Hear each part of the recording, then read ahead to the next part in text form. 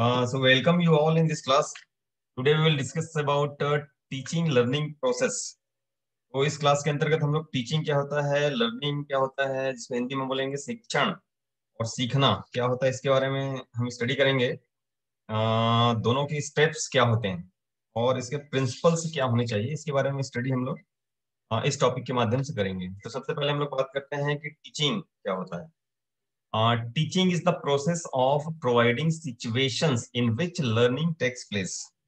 तो टीचिंग या शिक्षण का मतलब क्या होता है कि यह एक प्रक्रिया है जो एक ऐसी स्थिति प्रोवाइड करती है जहां पर सीखने की प्रक्रिया हो पाए या सीखना घटित हो पाए। मतलब ये एक स्थिति देती है सीखने के लिए।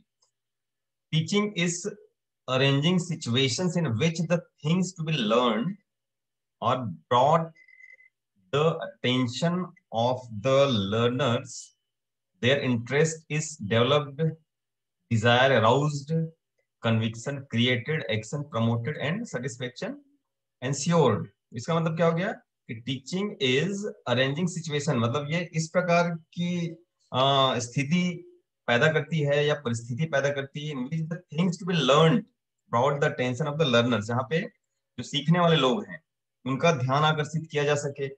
देयर इंटरेस्ट इज डेवलप्ड, उनकी रुचि पैदा की जा सके। डिजायर अराउज्ड, उनमें इच्छा पैदा की जा सके।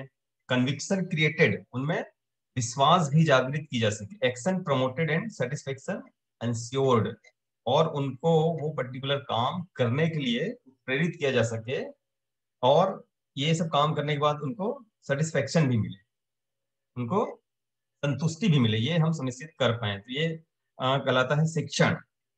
Teaching is not filling a bucket, it is lighting a lamp. मतलब शिक्षण जो है केवल फिलिंग अ बकेट मतलब बाल्टी को भरने जैसा नहीं है। It is lighting a lamp, मतलब क्या हुआ कि ये दीपक जलाने की तरह है। ठीक है ना। The ultimate purpose of teaching is not merely to inform people but to transform them, to bring about the desired change in their behaviour.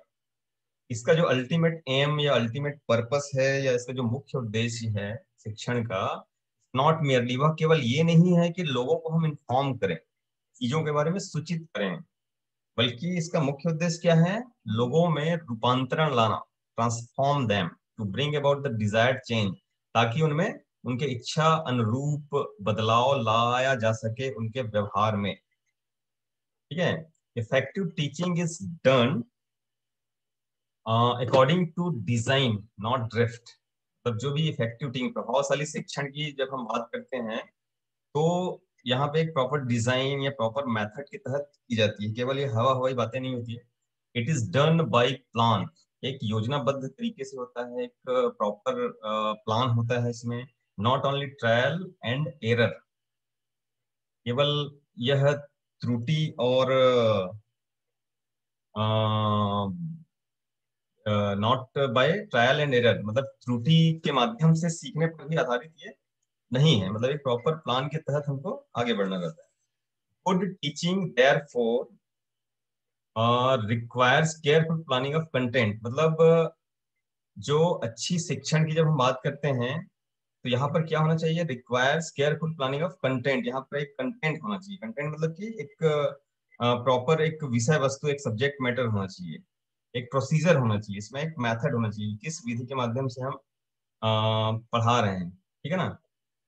और एक तकनीक भी इसमें यूज की जानी चाहिए, तभी वो गुड टीचिंग होगा, अच्छा शिक्षण हम उसको कह पाएंगे। Good teaching is essentially a good communication, and good communication requires sympathetic sharing and clear explaining. इसका मतलब क्या हुआ कि अच्छा शिक्षण अनिवार्य रूप से एक अच्छा संचार है, गुड कम्युनिकेशन।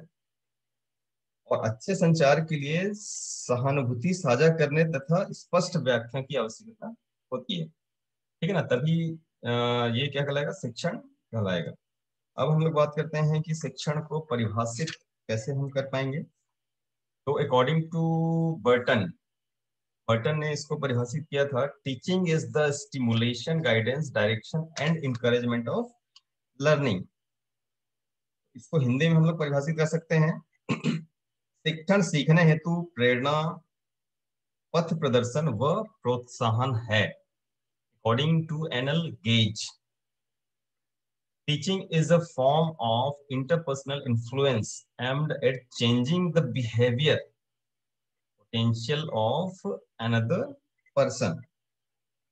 तो एनएल गेज के अनुसार क्या हुआ, शिक्षण पारस्परिक प्रभावों का एक रूप है जिसका लक्ष्य दूसरे व्यक्ति की व्यवहार क्षमता में परिवर्तन लाना है। अकॉर्डिंग टू क्लार्क, क्लार्क के हिसाब से definition, teaching is activity which is designed and performed to produce change in student behavior। ठीक है ना। तो क्लार्क के अनुसार क्या है परिभाषा, शिक्षण एक क्रिया है जिसकी व्यवस्था तथा संचालन छात्र के व्यवहार में परिवर्तन लाने के लिए किया जाता है। तो शिक्षण या टीचिंग को हम इस प्रकार से परिभाषित कर सकते हैं। अब हम लोग बात करते हैं कि teaching process, steps in teaching या शिक्षण जो हम करते हैं उसमें क्या क्या पद होते हैं। तो यहाँ पर आप लोग देख रहे हैं ये 5 स्टेप्स हैं इसमें। और यहाँ पर हम इस प्रकार से इसको समझेंगे कि अगर किसानों को हमको कोई चीज सिखानी हो तो हमारा प्रोसेस क्या होना चाहिए, किन किन स्टेप्स को हमको फॉलो करते हुए जाना है, तब हम किसानों को किसी एग्रीकल्चरल टेक्नोलॉजी से के बारे में सिखा पाएंगे। सबसे पहले यहाँ पर आप लोग देखते हैं एनालिसिस ऑफ सिचुएशन। सबसे पहले स्थिति का आकलन करना है कि जहाँ के किसानों को या जिस क्षेत्र के किसानों को हमको किसी भी पर्टिकुलर टेक्नोलॉजी के बारे में सिखाना है उनकी वर्तमान स्थिति क्या है। ठीक है ना, वहाँ पे क्या क्या प्राकृतिक संसाधन उपलब्ध हैं, उनका लेवल ऑफ अंडरस्टैंडिंग क्या है, लोगों की समझ कितनी है, लोग एट प्रेजेंट किन चीजों को अपनाते हैं, इन सारी चीजों के बारे में हमको जानना है। वहाँ का जियोग्राफिकल एरिया किस प्रकार से है, वहाँ की इरिगेशन की फैसिलिटीज किस प्रकार की है, ये सारी चीजें हमको जानना है। एनालिसिस ऑफ सिचुएशन, स्थिति का जब हम आकलन करते हैं इन सारी चीजों को हम जानते हैं। अब स्थिति का आकलन कर लेने के बाद हम आइडेंटिफाई करने की कोशिश करते हैं कि उनकी प्रॉब्लम्स क्या क्या है, उनकी समस्याएं क्या है, उनकी आवश्यकताएं क्या है। ठीक है ना। और उन आवश्यकताओं को पूरा करने के लिए और उन समस्याओं को दूर करने के लिए फिर हम ऑब्जेक्टिव्स तैयार करते हैं कि हमारा उद्देश्य क्या होना चाहिए। अगर हमको पता चल रहा है कि पर्टिकुलर क्रॉप लगाते हैं उसकी प्रोडक्टिविटी वहां पे कम है तो हमारा उद्देश्य क्या होगा, to increase the productivity of paddy crop. अगर धान की फसल को लेते हैं तो हमारा उद्देश्य होगा धान की उत्पादकता बढ़ाना।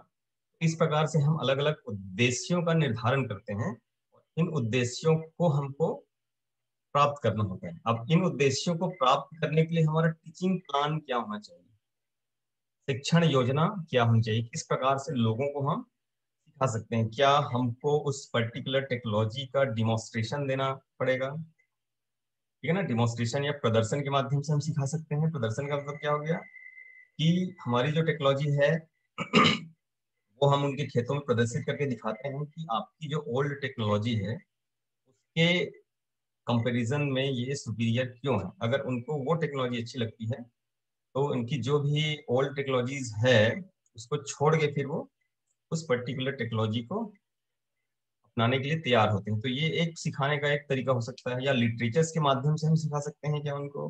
अगर किसान हमारे पढ़े लिखे हैं तो हम लिटरेचर्स के माध्यम से भी उनको सिखा सकते हैं।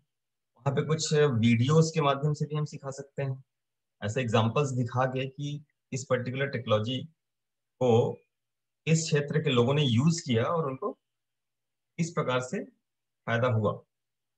वो अलग अलग हमारा प्लान हो सकता है कि किस तरीके से हम उनको सिखा सकते हैं। ये इस स्टेप के अंतर्गत करते हैं टीचिंग प्लान। अब टीचिंग प्लान बन गया, बनाने के बाद फिर हम उसका इम्प्लीमेंटेशन भी करते हैं, एग्जीक्यूशन ऑफ दैट प्लान। जो योजना हमने बनाया है उसको हमको एग्जीक्यूट करना है, वहां पे चलाना है। ठीक है ना। अब हमने उसको एग्जीक्यूट कर लिया, चला लिया, चलाने के बाद फिर हम उसका मूल्यांकन करते हैं। क्या हम जो ऑब्जेक्टिव डिसाइड किए थे और इस ऑब्जेक्टिव को प्राप्त करने के लिए जो टीचिंग प्लान हमने बनाया था, उस टीचिंग प्लान को हमने वहां पे एग्जीक्यूट किया, और एग्जीक्यूशन के बाद क्या हमको वही रिजल्ट मिला, ये हमको कहाँ से जानकारी प्राप्त होती है? इवैल्यूएशन, या जब हम मूल्यांकन करते हैं, ठीक है ना। क्या हमारा प्रोग्राम सफल था, असफल था, जो परिणाम हमको प्राप्त होने थे वो परिणाम हमको वहां से मिला कि नहीं मिला, ये हमको इवैल्यूएशन के माध्यम से पता चलती है। तो इसके लिए हम इवैल्यूएशन करते हैं चौथे स्टेप में। फिर हम पांचवें स्टेप की बात करते हैं, रिकंसिडरेशन। अगर इवैल्यूएशन करने के बाद हम हमें पता चलता है कि जो एक्सपेक्टेड रिजल्ट हमको प्राप्त होनी थी, वो एक्सपेक्टेड रिजल्ट हमको प्राप्त नहीं हो पाई है, उसके कारण क्या है वो हम जानने की कोशिश करते हैं। और कारण पता लगाने के बाद फिर रिकंसिडरेशन पर हम पुनर्विचार करते हैं, ठीक है ना। उन कारणों को हम दूर करने की कोशिश करते हैं, किस वजह से हम एक्सपेक्टेड रिजल्ट तक नहीं पहुंच पाए। तो हम ये रिकंसिडरेशन वाले स्टेप में करते हैं, और फिर पुनः उस प्रक्रिया को दोहराते हैं जब तक कि हमको एक्सपेक्टेड जो रिजल्ट है हमारा, जो चीज हम सिखाना चाह रहे हैं, वो किसान जब तक नहीं सीख जाते। तो ये आपका होता है teaching process, steps in teaching process. इसके बाद हम लोग बात करते हैं कि लर्निंग क्या होता है। लर्निंग का मतलब होता है, ठीक है ना। तो learning is a process by which a person becomes changed in his behavior through self activity। Learning का मतलब क्या हो गया कि यह एक प्रक्रिया है जिसके माध्यम से कोई व्यक्ति अपने बिहेवियर में चेंज करता है थ्रू सेल्फ एक्टिविटी। क्रियाओं के माध्यम से वो अपने बिहेवियर में बदलाव लेके आता है, अपने स्वभाव में बदलाव लेके आता है। उसको हम क्या बोलते हैं? लर्निंग या सीखना। Learning is a process of progressive behaviour adaptation. मतलब क्या हुआ? सीखना प्रगतिशील व्यवहार अनुकूलन की एक प्रक्रिया है। मतलब अपना व्यवहार अगर कोई व्यक्ति चेंज कर रहा है या अपने व्यवहार में बदलाव ला रहा है, तो वो प्रोग्रेसिव वे में होना चाहिए। मतलब कुछ ना कुछ उसमें बदलाव ऐसे होने चाहिए जो कि प्रोग्रेसिव वे में हो, प्रगतिशील हो, ठीक है ना। Learning is something that takes place within the learner. Learning ऐसी चीज है जो लर्नर या सीखने वाले के अंदर घटित होने वाली प्रक्रिया है ना। It takes place within the individual when he feels a need, strives for fulfilling it, and experiences satisfaction with the fruits of his labor। इसका मतलब क्या हो गया? यह व्यक्ति के भीतर तब होता है जब वह आवश्यकता महसूस करता है, उसे पूरा करने का प्रयास करता है, और अपने श्रम के फल से संतुष्टि का अनुभव करता है। तब ये लर्निंग जो है वो घटित होती है। Learning is the goal of teaching. हम क्या बोल सकते हैं? सीखना शिक्षण का लक्ष्य है, ठीक है ना। शिक्षण तभी कंप्लीट होगी, या उसका उद्देश्य की पूर्ति तभी होगी शिक्षण की, जब लोग सीख जाएंगे। इसीलिए इसको हम क्या बोलते हैं? शिक्षण, सीखना शिक्षण का लक्ष्य है, ठीक है। अब हम लोग बात करते हैं इसके डेफिनेशन की, किस प्रकार से लर्निंग को परिभाषित किया जा सकता है। तो according to Gates and others, learning is the modification of behaviour through experiences and training. Gates and अन्य जो थे, उनके हिसाब से सीखने को हम परिभाषित कर सकते हैं कि अधिगम, अनुभव और प्रशिक्षण के द्वारा व्यवहार में परिवर्तन है। इसको अधिगम भी बोलते हैं। सीखना मतलब क्या हुआ? अधिगम, ठीक है। According to Crow and Crow, learning is the acquisition of habits, knowledge and attitude. अधिगम आदतों, ज्ञान एवं अभिवृत्तियों का अर्जन है। According to Crow and Crow, Crow and Crow के आधार पर ऐसा परिभाषित किया गया। According to J Paul Guilford, learning is any change in behaviour resulting from behaviour. इसके अनुसार सीखना व्यवहार के परिणाम स्वरूप व्यवहार में कोई भी परिवर्तन है। According to Charles E. Skinner, learning is a process of progressive behavior adoption। तो चार्ल्स ई स्किनर के अनुसार इसको हम परिभाषित कर सकते हैं कि सीखना गतिशील रूप में व्यवहार को ग्रहण करने की प्रक्रिया है। तो इस प्रकार से लर्निंग सीखना या फिर अधिगम को अलग अलग प्रकार से अलग अलग जो हमारे साइकोलॉजिस्ट हैं उनके आधार पर परिभाषित किया जा सकता है। अब हम बात करते हैं कि एलिमेंट्स इन लर्निंग प्रोसेस, है ना। तो जो सीखने की जो प्रक्रिया होती है उसमें कितने पद होते हैं, तो यहाँ पर आप लोग देख रहे हैं स्टेप बाय स्टेप। तो एक सीढ़ी के रूप में आप लोग देख सकते हैं। तो इस सीढ़ी में चढ़ते चढ़ते फिर जब व्यक्ति यहाँ तक पहुंचता है तब वो उस पर्टिकुलर चीज के बारे में सीख जाता है। तो सबसे पहले हम लोग बात कर रहे हैं कि अटेंशन, ठीक है ना। अटेंशन का मतलब होता है क्या, ध्यानाकर्षण। तो ध्यानाकर्षण मतलब क्या हुआ कि चाहे हम किसानों को सिखाने की बात करें, चाहे विद्यार्थियों को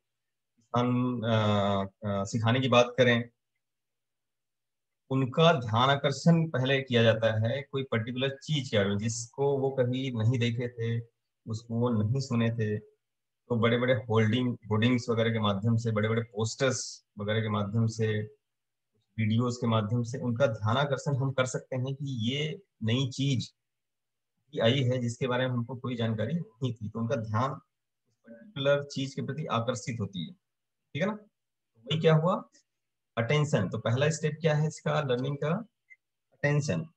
उसके बाद है आपका इंटरेस्ट। इंटरेस्ट मतलब क्या हुआ, रुचि पैदा करना, रुचि उत्पन्न करना। जब उनका ध्यान आकर्षण हो गया, जब फर्स्ट लुक उसने देख लिया, उसका पहली बार जब उसके बारे में जान लिया, तब उसमें रुचि पैदा करने की कोशिश की जाती है ना? जो भी शिक्षक है उसके द्वारा विद्यार्थियों को या किसानों को उस पर्टिकुलर चीज के क्या फायदे हैं, उनके लिए वो कैसे उपयोगी हो सकता है, उस चीज के बारे में बताया जाता है। जब ये सारी चीजें जब वो जानते हैं, लर्नर जब जानता है, तो उनमें रुचि पैदा होती है उस पर्टिकुलर चीज के प्रति, उस पर्टिकुलर टेक्निक या टेक्नोलॉजी के प्रति। अगर किसानों के टर्म्स में हम बात करें तो उसके बाद फिर डिजायर, ठीक है ना।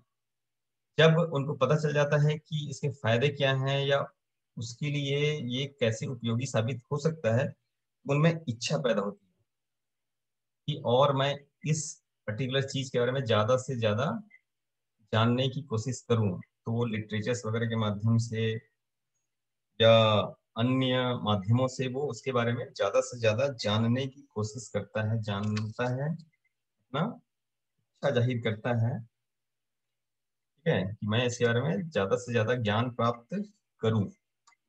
फिर है आपका कन्विक्शन, विश्वास पैदा करना। एक बार थर्ड स्टेप में हमने देखा कि उसके बारे में ज्यादा से ज्यादा उन्हें जानने की कोशिश की, उसके बारे में जान लिया, ठीक है ना। फिर भी अभी तक विश्वास अगर नहीं हुआ है कि सही में ही ये चीज मेरे लिए फायदेमंद है, तो अगला स्टेप होता है चौथा, कन्विक्शन, मतलब विश्वास पैदा करना। अगर हम किसानों की बात करें तो किसानों में हम कैसे विश्वास पैदा कर सकते हैं।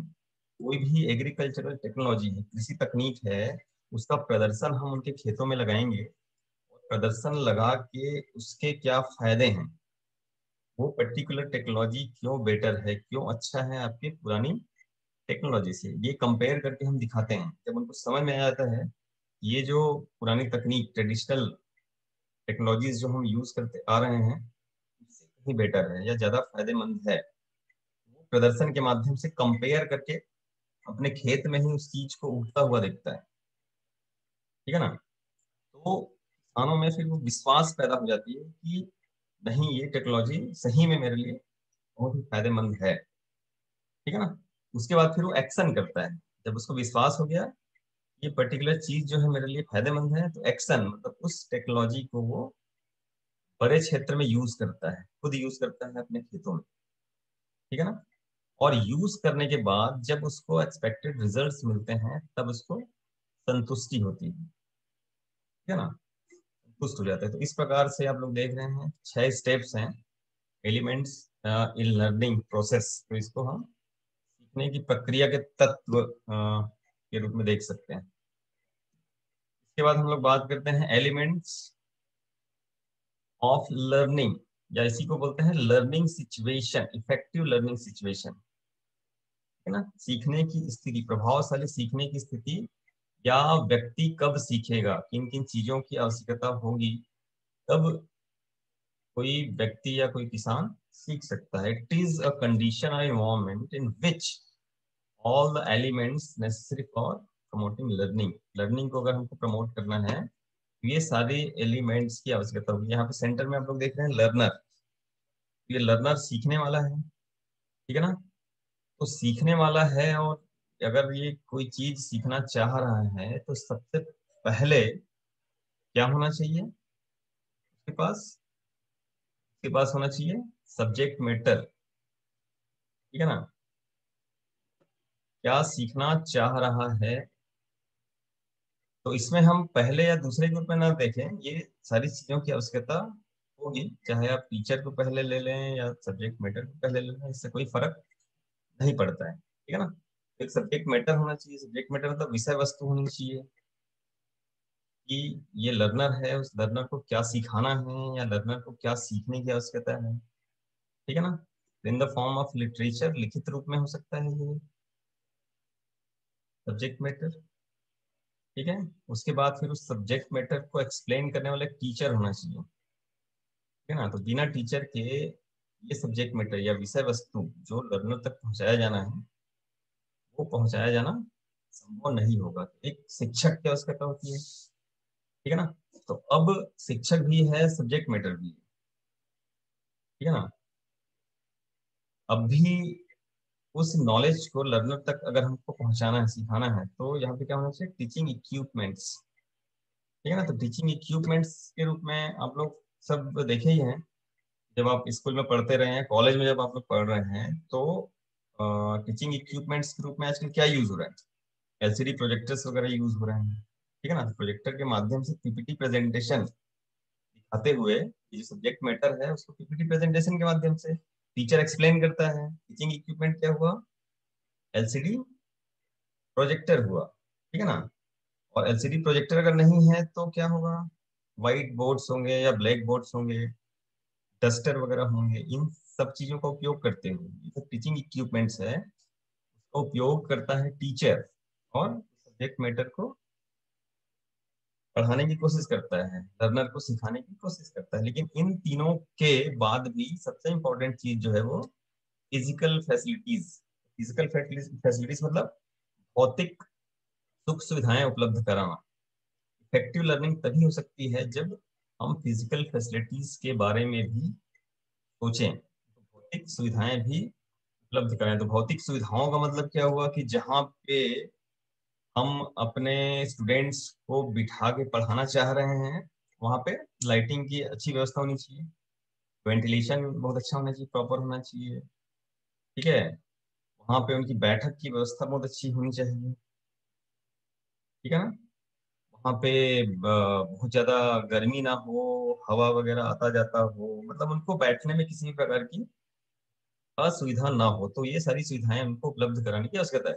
तो ये सारे एलिमेंट्स जब होंगे तभी ये लर्नर जो सेंटर में है वो सही तरीके से इस सब्जेक्ट मैटर को सीख पाएगा जो हम उनको सिखाना चाह रहे हैं। तो ये क्या है, तो हम लर्निंग सिचुएशन बोलते हैं। इसके बाद हम लोग बात करते हैं प्रिंसिपल्स ऑफ लर्निंग, ठीक है ना। सीखने के क्या क्या सिद्धांत हैं मतलब किन चीजों का विशेष ध्यान देना चाहिए, किस वातावरण में कोई भी सीखने वाला व्यक्ति सही तरीके से सीख सकता है। तो principle of social and cultural environment, अगर सीखने वाले का जो सोशल इन्वायरमेंट मतलब सामाजिक वातावरण, जिस समाज में वो पला बढ़ा है या जिस संस्कृति को मानने वाला है, उस समाज या संस्कृति के अनुरूप ही हम उनको पढ़ाने की कोशिश करें, तो सीखने वाला ज्यादा अच्छे तरीके से सीख सकता है क्योंकि उसको अपनापन लगेगा, ठीक है ना। Principle of physical and family environment, तो फिजिकल इन्वायरमेंट का मतलब क्या हो गया कि फिजिकल फैसिलिटीज हम उनको उपलब्ध करा रहे हैं, बैठक व्यवस्था बहुत अच्छी कर दे रहे हैं, वेंटिलेशन वगैरह की व्यवस्थाएं बहुत अच्छी है। प्लस फैमिली इन्वायरमेंट मतलब उनको, सीखने वालों को ऐसा लगना चाहिए कि हम परिवार के एक सदस्य हैं। सिखाने वाला सारे सीखने वालों को अपने परिवार का एक सदस्य के रूप में समझे, ठीक है ना। और जो लर्नर्स हैं उनमें भी ये फीलिंग होनी चाहिए कि हम लोग सब एक परिवार का हिस्सा हैं, तभी वो बहुत अच्छी तरीके से सीख पाएंगे। Principle of multi sensory approach ये बहुत इंपॉर्टेंट है, ठीक है ना। इसमें एक सेंस का अगर हम उपयोग करते हैं तो सेंसेस आप लोग सभी लोग जानते होंगे, फाइव सेंसेस होते हैं, taste, touch, smell, hearing, sight, ठीक है ना। इनमें से एक ही सेंस का अगर हम उपयोग करते हैं, कोई भी व्यक्ति या हम अपने ऊपर भी इस चीज को लागू करके देखें कि एक सेंस का उपयोग करके अगर हम कोई चीज सीखना चाहें तो हम बहुत कम सीख पाते हैं, ठीक है ना। उसके बाद अगर हम दो या तीन या चार सेंस का उपयोग करें तो हमारे सीखने की जो गति है वो बढ़ते जाती है।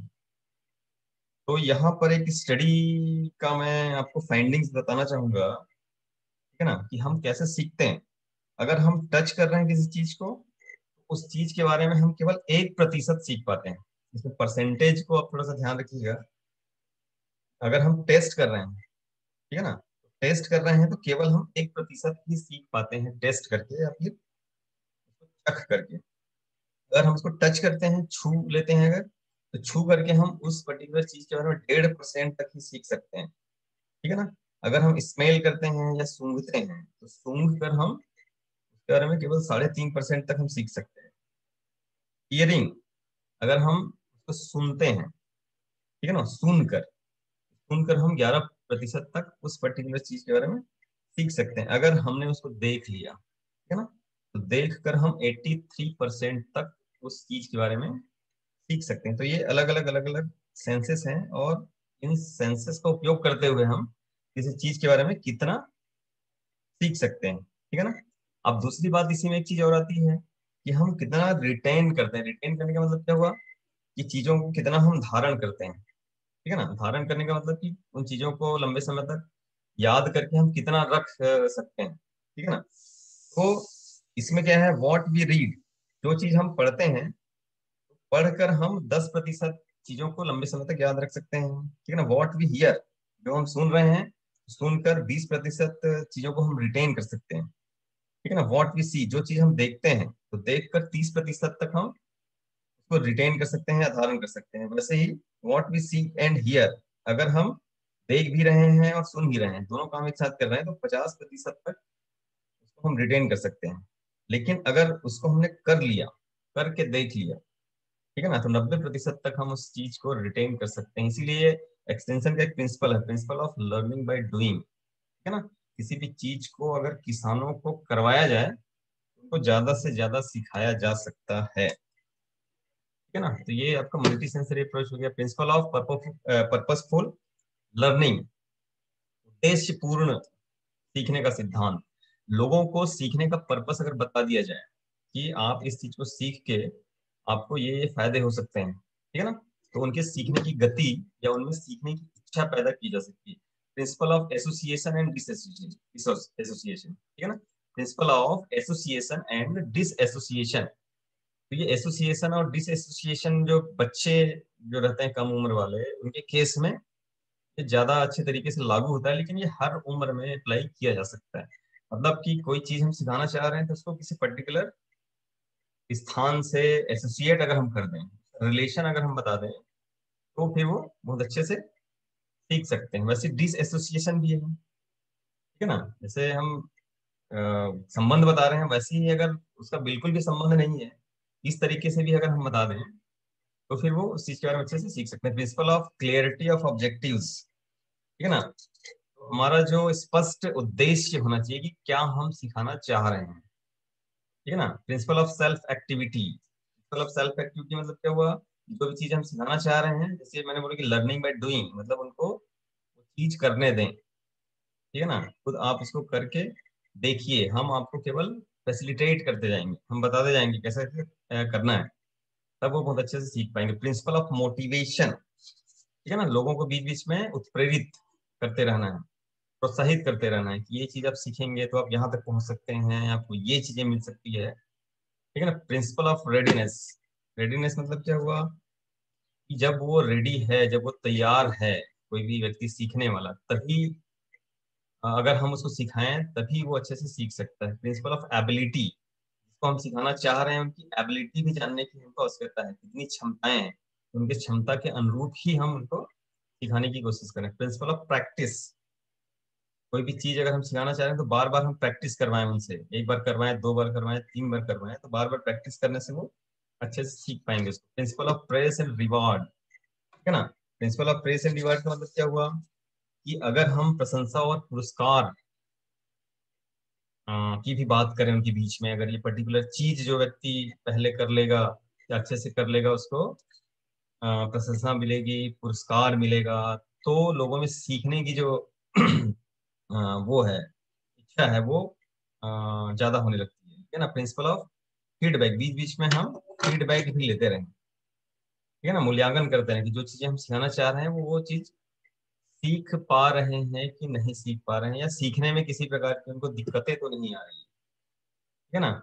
जो है हम फीडबैक भी लेते रहे। प्रिंसिपल ऑफ प्रोग्रेस इवोल्यूशन, साथ ही साथ इसका मूल्यांकन करते रहे। मूल्यांकन हम कैसे कर सकते हैं कि कोई भी, जैसे कि मूल्यांकन हम कर रहे हैं कि तुम लोग क्लास टेस्ट लेते हैं, क्विज लेते हैं, ठीक है ना, पर्टिकुलर टॉपिक के बारे में पढ़ा के उसमें 4-5 क्वेश्चन हम पूछ रहे हैं, तो उससे हमको पता चलता है कि लोगों के सीखने का रेट क्या है, उसको वो सही तरीके से सीख पा रहे हैं कि नहीं। ठीक है ना? तो ऐसे ही चाहे वो स्टूडेंट्स हो, विद्यार्थी हो, चाहे किसान हो, उनका बीच बीच में हम मूल्यांकन कर सकते हैं कि जो चीजें सिखाई जा रही है वो टेस्ट वगैरह के माध्यम से ये सब किया जा सकता है। उनको करवा के हम देख सकते हैं बाद में, इस चीज को आप करके दिखाओ, करके दिखा दिया तो वो सब सीख रहे हैं। प्रिंसिपल ऑफ सेटिस्फेक्शन, अब ये संतुष्टि भी जानने की बहुत ही आवश्यकता है कि वो लोग सीख के संतुष्ट हो रहे हैं कि नहीं। ठीक है ना? अगर उनको संतुष्टि मिल रही है तब तो हम समझेंगे कि वो सही तरीके से उस चीज को सीख रहे हैं। ठीक है ना? तो ये क्या है? संतुष्टि का सिद्धांत। तो ये सारे आपके प्रिंसिपल्स हैं, प्रिंसिपल्स ऑफ लर्निंग, सीखने के सिद्धांत। ठीक है ना? तो thank you very much, this all about teaching and learning.